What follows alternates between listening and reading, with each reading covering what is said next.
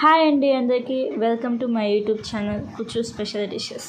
మొన్న దసరాకి ఇంటికి వెళ్ళాం కదా, అక్కడ మా అక్క ఈ రెసిపీ మా కోసం చేసింది. దానిని షూట్ చేశాను. వీడియో ఎందాక చూసి మీరు కూడా ట్రై చేయండి. మీకు ఎలా అనిపించిందో కామెంట్ చేయండి. ముందుగా ఒక మిక్సీ జార్లో వెల్లుల్లి రెబ్బలు 7, అల్లం పొట్టు తీసిన అల్లం 1 ఇంచ్, దాల్చిన చెక్క 1 ఇంచ్, ధనియాలు 1 స్పూన్, లవంగాలు 5, కరివేపాకు రెబ్బలు చేతి నిండా, అలాగే కొంచెం కొత్తిమీర, పచ్చిమిర్చి 2. పచ్చిమిర్చి మీ టేస్ట్ తగినంత పెంచుకోవచ్చు, తగ్గించుకోవచ్చు. దీనిని మొత్తాన్ని కొంచెం బాగా పేస్ట్ లాగా చేసుకోవాలి. ముందుగా చికెన్ని కొంచెం చిన్న చిన్న పీసెస్గా కట్ చేసి శుభ్రంగా కడిగిన చికెన్లో మనం ముందుగా తయారు చేసి పెట్టుకున్న బాగా చేసుకున్న పేస్ట్ వేసుకోవాలి. పేస్ట్ వేసిన తర్వాత పసుపు 1 స్పూన్, ఉప్పు సాల్ట్ 1 స్పూన్, అలాగే కారం red chilli 1 spoon, garam masala 1 spoon.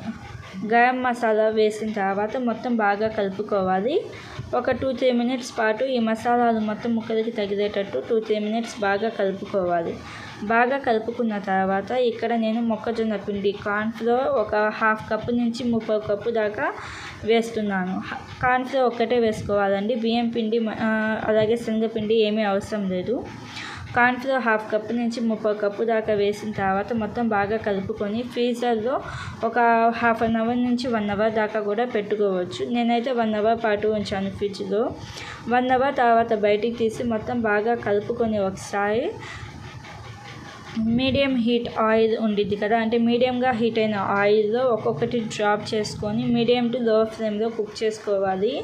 Different flavour ఉండిద్ది, డిఫరెంట్ టేస్ట్ ఉండిద్ది. ఒకసారి ట్రై చేయండి. ఇలాగా లో టు మీడియం ఫ్లేమ్లో 5 to 7 మినిట్స్ పాటు కుక్ చేసుకుంటే మనకి ఈ చికెన్ ఫ్రై రెసిపీ అనేది రెడీ అయిపోతుంది. ఒకసారి ట్రై చేయండి.